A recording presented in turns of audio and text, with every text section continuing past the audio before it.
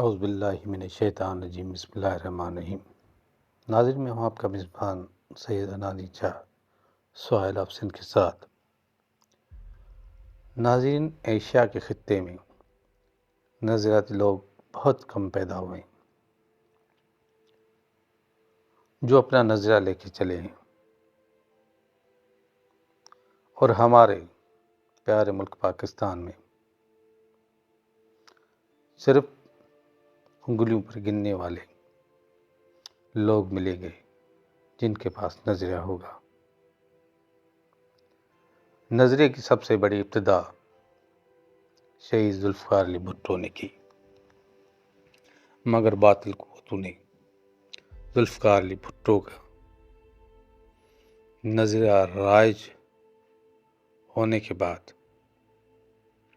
انہیں عوام کی نظروں سے ہٹانے کے لیے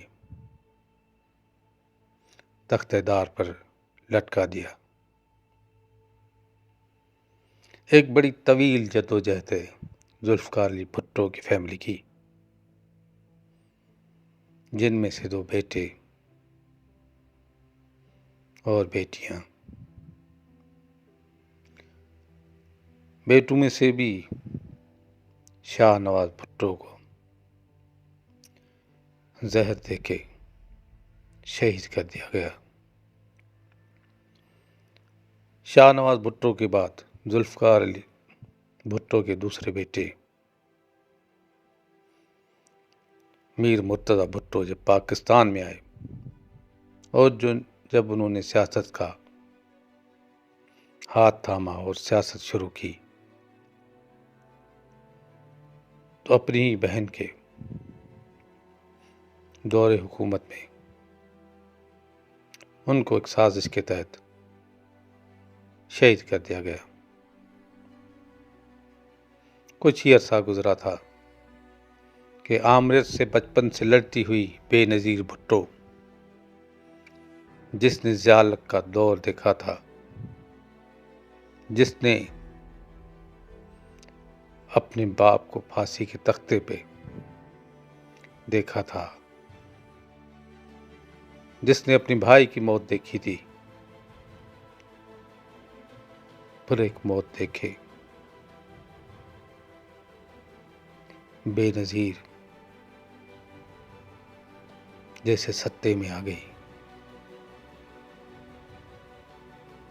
تھوڑا وقت ہی گزرا تھا تو بے نظیر کو بھی وزیر اعظم کے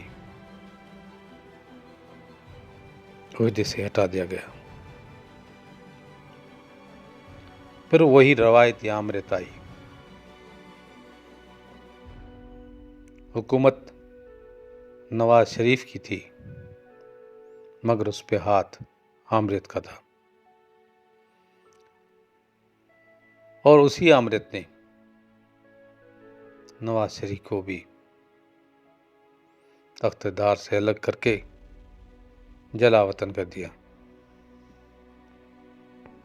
بے نظیر بھٹو نے پھر طویل جلا وطنی کے دور میں جدوجہد کی۔ بے نظیر کے شوہر آصف علی زرداری کو سلاخِ پابند کیا گیا۔ بالآخر ایک وقت آیا کہ بے نظیر اپنے ملک کو لوٹی۔ لاکھوں لوگ ان کی ایک جھلک دیکھنے کے لیے بے تاب تھے۔ ایک قوم کی بیٹی لوگوں کے دلوں میں بستی تھی۔ وقت کے ساتھ بے نظیر نے ڈکٹیٹر پرویز مشرف کو اتنا مجبور کیا کہ اس کو وردی اتارنی پڑی، اور اس طرح الیکشن اناؤنس ہوئی۔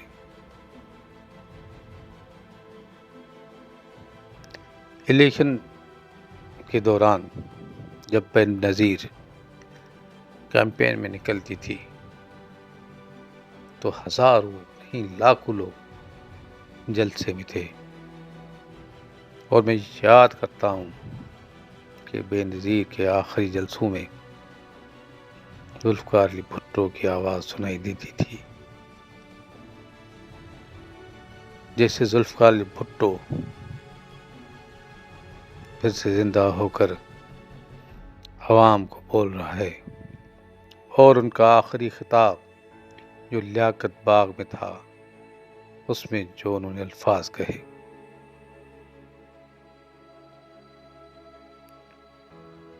ان الفاظوں میں آپ کو کیا بھٹو کی آواز سنائی نہیں دے رہی تھی؟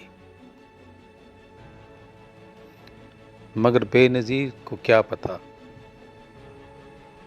کہ اس سیاسی گھرانے کی بہادر بیٹی جو عوام کے دلوں پہ راج کرتی تھی، جو عوام کی بات کہتی تھی، اس کو بھی نہ چھوڑا جائے گا۔ بالآخر بے نظیر کو ایک سازش کے تحت شہید کر دیا گیا۔ بے نظیر کی شہادت پر پورا ملک سوگوار ہو گیا، سارے پہیے جام ہو گئے، ساری دکانیں بند ہو گئی، ہر گھر میں صف ماتم تھا۔ بے نظیر جیسے ہر گھر کی بیٹی تھی، شہید رانی کو آج بھی بہت سارے لوگ اشکوں سے یاد کرتے ہیں، اور 27 دسمبر کو کوئی لوگ سیاسی ہو یا غیر سیاسی، وہ بے نظیر کی مزار پر جا کر اسے رو رو کے دعائیں دیتے ہیں کہ قوم کا برا حال ہے، قوم تڑپ رہی ہے روٹی، کپڑا اور مکان کے لیے، قوم تڑپ رہی ہے ان کی بات کہنے والے لیڈر کے لیے، قوم رو رہی ہے بے نظیر تیرے ابو کے لیے، تیرے بھائیوں کے لیے، قوم رو رہی ہے تمہاری جدائی پہ، تمہارا عکس، تمہارا نقش آج بھی لوگوں کے دلوں میں زندہ اور پابندہ ہے۔ بے نظیر واقعی بے نظیر تھی، اس قوم کے ساتھ جو ان کے لیڈر چھینے گئے ہیں، اس کا کوئی بھی مثال نہیں ملتا، خاص طور پر بھٹو کی بیٹی بے نظیر۔ سلام بے نظیر۔